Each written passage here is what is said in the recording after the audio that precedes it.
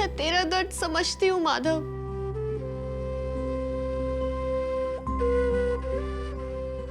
लेकिन मेरा यकीन कर, मेरा इरादा तुझे चोट पहुंचाने का नहीं था। मैं तो तुझे, इस घर को किसी भी तरह के खतरे से बचाना चाहती हूँ।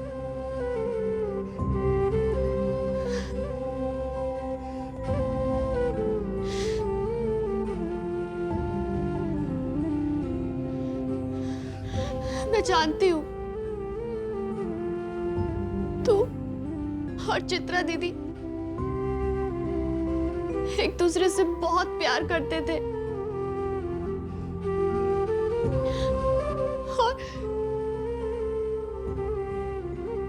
और उसी प्यार के लिए मैं ये घर छोड़कर जा रही थी।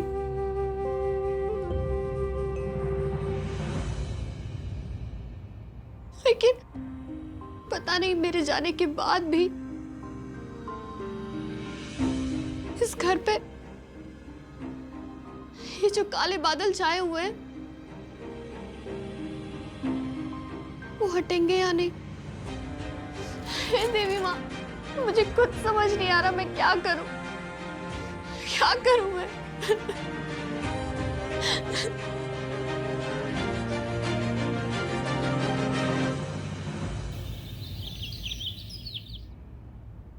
हेलो पंडित जी, वो उस कमरे में ना चित्रा दीदी की मृत्यु हुई थी, इसीलिए उस कमरे को बंद किया हुआ है। अच्छा, तो बेटी उस चित्रा की आत्मा का वास वहीं होगा। एक काम करो बेटी, तुम तुरंत मुझसे आकर मिल लो।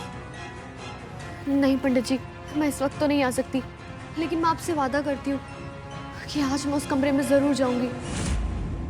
ये मैंने ठान लिया है। बेटी तुम ऐसा करने से पहले मुझसे आकर सूर्य कवच ले लो। सूर्य कवच? हाँ बेटी, तुम्हारी सुरक्षा के लिए। और ध्यान रहे, तुम्हें उस कमरे में सूर्योदय और सूर्यास्त के बीच के समय में जाना है, ठीक 5:45 पर। ना उसके पहले और ना उसके बाद। ध्यान रहे बेटी, उस समय घर में कोई ना हो, क्योंकि दरवाजा खुलने के बाद क्या होगा इसका अंदाजा भी हम नहीं लगा सकते। जी पंडित जी, आप जैसा बोल रहे हैं मैं बिल्कुल वैसा ही करूंगी।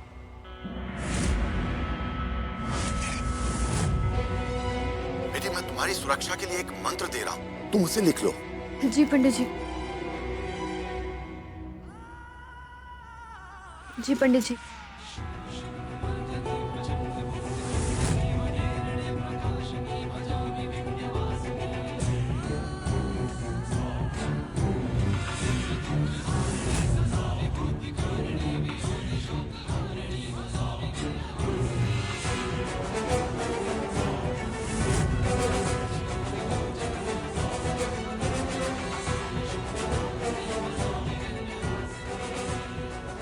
बेटी बिना सूर्य कवच के कमरे के अंदर मत जाना, तुम्हारी जान को खतरा हो सकता है।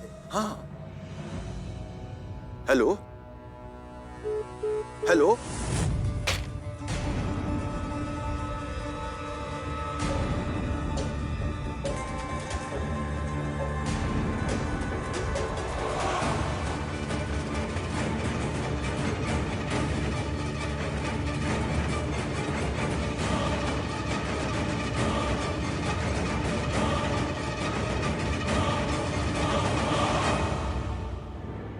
माधव, मैं अभी आती हूँ।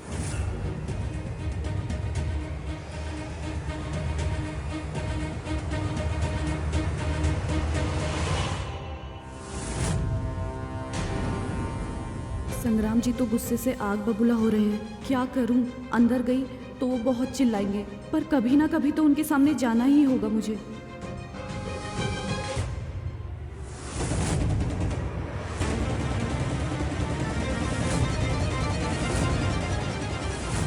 संग्राम जी!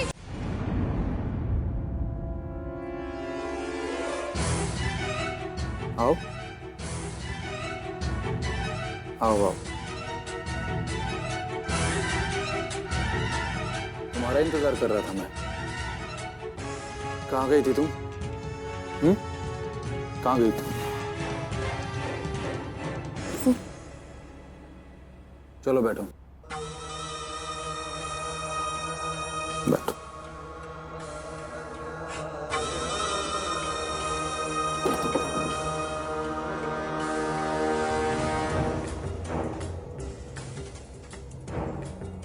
सेब खाओगी?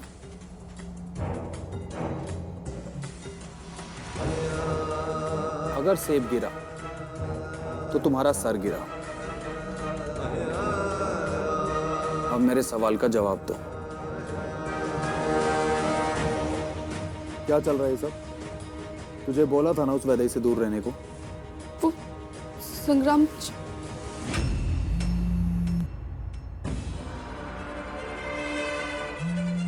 अनुराधा, मेरी बात कान खोल के सुन लो तुम। आज के बाद इस घर के बारे में या ऊपरी मंजिल के उस कमरे के बारे में वैदई को कभी कुछ नहीं कहोगी।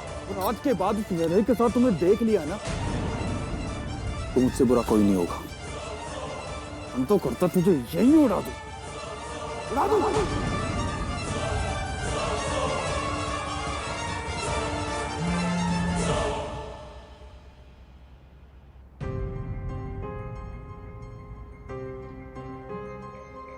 माधव, देख, मैं तेरा मनपसंद आमरस लाई हूँ।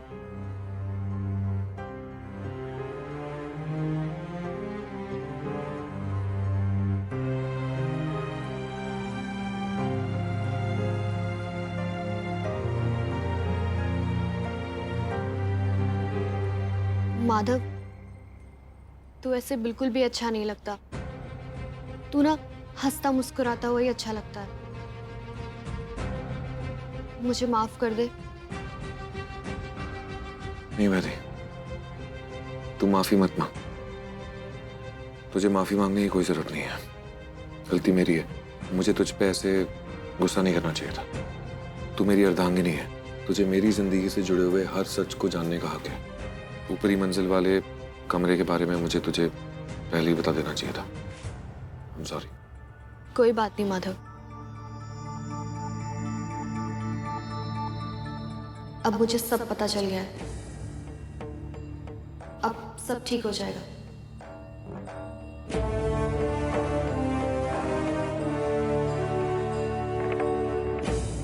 वैसे माधव, आज ना मंदिर में पूर्णमासी की पूजा है और मुझे लगता है कि तुझे सारे परिवार वालों को वहां पर जाना चाहिए। घर की सुख शांति के लिए हमें पूजा तो करनी चाहिए ना। और वैसे भी मैंने ना मन्नत मांगी थी कि अगर मेरी तुझसे शादी हो जाएगी ना, तो हम सब साथ में पूजा करने जाएंगे। तो मुझे लगता है कि हमें जाना चाहिए और मुझे पूरा यकीन है कि आज रात की पूजा के बाद ना घर में सब ठीक हो जाएगा। तू देख लेना। मुझे भी लगता है कि हमें जाना चाहिए। तू सही कह रही है। थोड़ी देर में तू भी तैयार हो जाना। नहीं नहीं माधव, मैं ना घर में पूजा करके सुहाग का श्रृंगार करके बाद में आऊंगी। तू बाकी घर वालों के साथ ना समय पर पहुंच जा। मैं 6:30 बजे तक पहुंच जाऊंगी। अरे पर नहीं माधव, प्लीज, मैंने ना सारे घर वालों को मना लिया है कि तू उनके साथ जाएगा। अब तू मना मत कर प्लीज। ठीक है, मैं उनके साथ चला जाऊंगा, लेकिन तू भी आ जाना टाइम से। हाँ, तू चिंता मत कर। घर में पूजा खत्म करते ही मैं 6:30 बजे तक पहुंच जाऊंगी। ठीक है।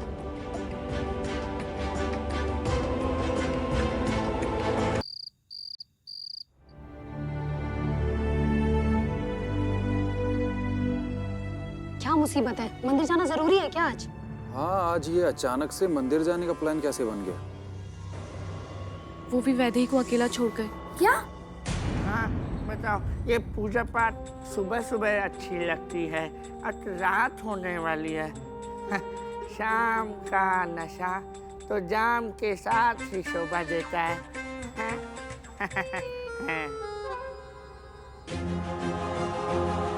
मैं जानता हूँ कि तुम में से कोई भी जाना नहीं चाहता है, पर हमें वैदेही की इच्छा का सम्मान करना चाहिए। अगर वो चाहती है कि घर की शांति के लिए पूजा में जाएं, तो उसमें बुराई क्या है? पूजा पाठ से शायद इस घर की सुख शांति वापस लौट आए। मैं आपकी बात से सहमत हूं। हमें चलना चाहिए। भाभी ये लीजिए प्रसाद और पूजा की थाल। आप लोग चलिए, मैं 6:30 बजे तक आती हूँ। वैदे जल्दी आ जाना। हाँ माधव, मैं जल्दी आऊंगी। चलिए। चलो।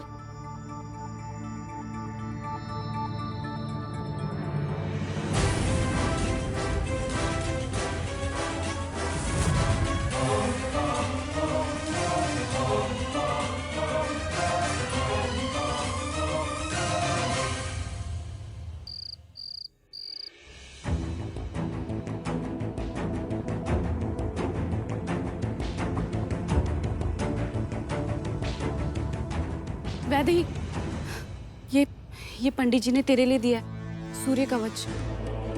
वो पंडित जी का फोन आया था मुझे, तो मैं उनसे मिलने गई थी, तो उन्होंने तेरे लिए ये भेजा है जो तेरी रक्षा करेगा।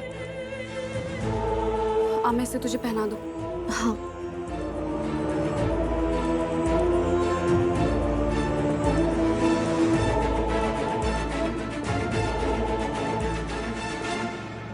वैदेही, तू यहाँ अकेले कैसे रुकेगी? मैं भी तेरे साथ रुकती हूँ ना। नहीं भाभी, आप बिल्कुल भी चिंता मत कीजिए। वैसे ही पंडित जी ने जो क्रिया मुझे बताई है वो मुझे खुद ही करनी होगी। पर वैदेही, नहीं भाभी, ये मेरे विश्वास की, मेरे साहस की और माधव के प्रति मेरे प्यार की परीक्षा है। और मैं जानती हूँ कि इस परीक्षा में मेरे भगवान मेरे साथ हैं। वो मुझे शक्ति देंगे जिससे मैं हर तरह की मुसीबत का सामना कर लूंगी। आप देख लेना भाभी, बुराई पर अच्छाई की जीत होगी। भगवान करे ऐसा ही हो। तू अपना ध्यान रखना। मैं चलती हूँ।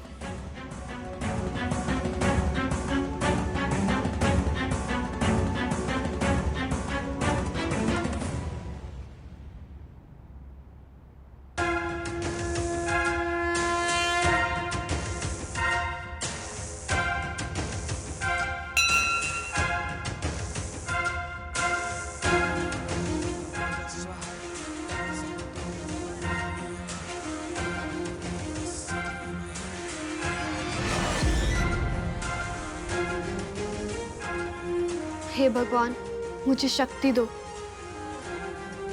अपनी सुहाग की रक्षा के लिए मैं जो लड़ाई लड़ने जा रही हूँ उसमें सफल हो सकूं। मुझे शक्ति दो ताकि मैं माधव के सामने उसकी ढाल बनकर खड़ी रहूं और हमेशा उसकी रक्षा करूं। मुझे शक्ति दो भगवान, बुराई को हराने की और अच्छाई को जिताने की।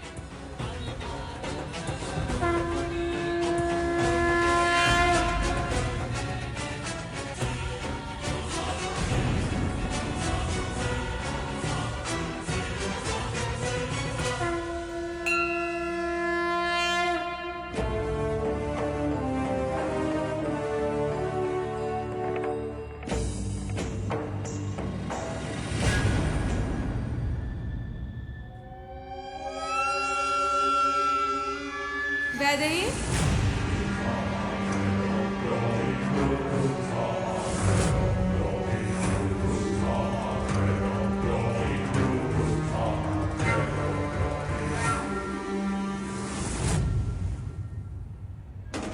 अरे वाह, क्या बात है। मेरे सुहाग का श्रृंगार तो तूने किया है।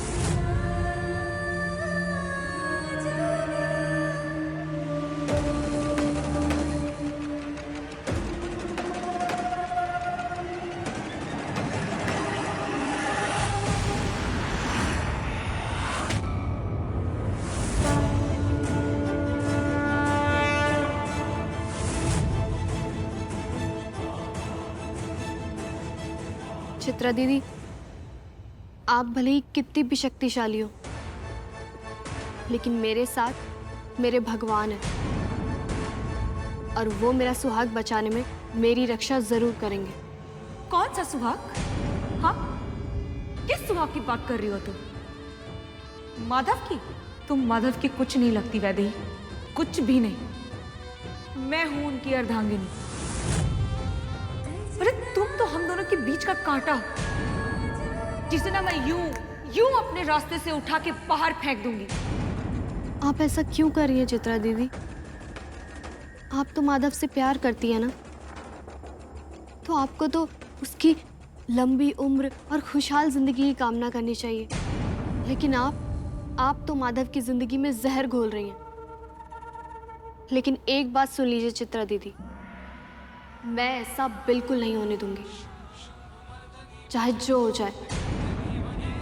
मैं माधव के सामने उसकी ढाल बन के खड़ी रहूंगी और उसकी रक्षा करूंगी, फिर चाहे ऐसा करते हुए मेरी जान ही क्यों ना चली जाए। मैं अपनी आखिरी सांस तक लड़ूंगी।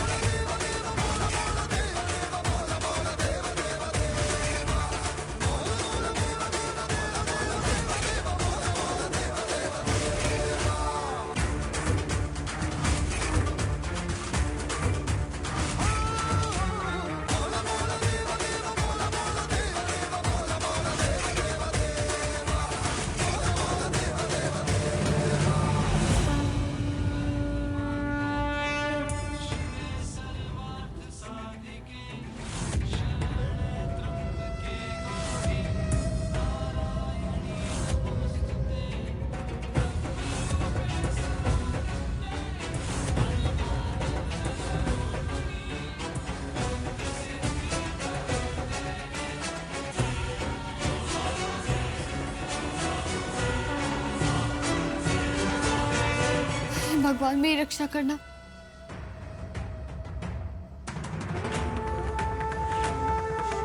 ओम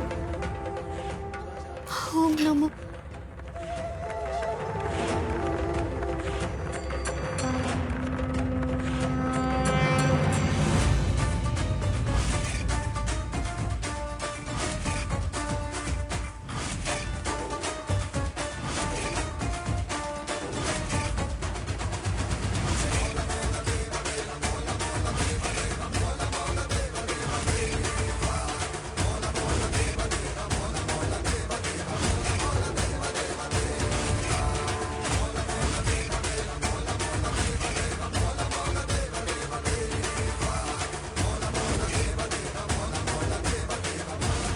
चित्रा मेरी जिंदगी से जा चुकी है।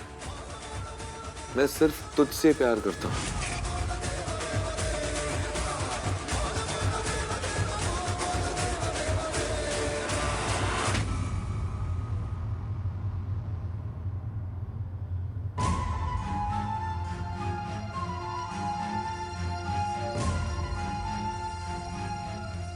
मुझे माधव के सिवा और कुछ नहीं चाहिए।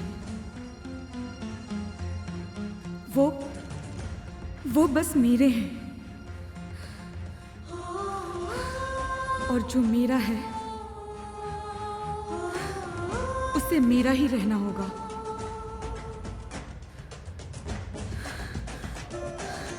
मुझसे मेरा हक कोई नहीं छीन सकता। मुझसे मेरे माधव को कोई अलग नहीं कर सकता। मैं ऐसा होने भी नहीं दूंगी।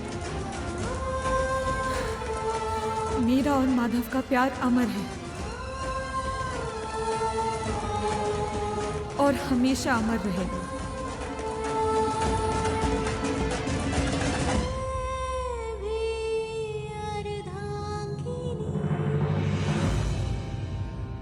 वैदेही,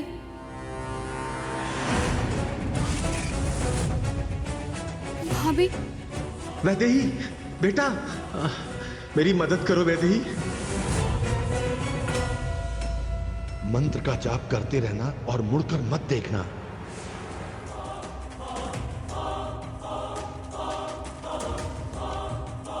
वैदेही, मुझे तेरी हेल्प चाहिए वैदेही, प्लीज जल्दी आ।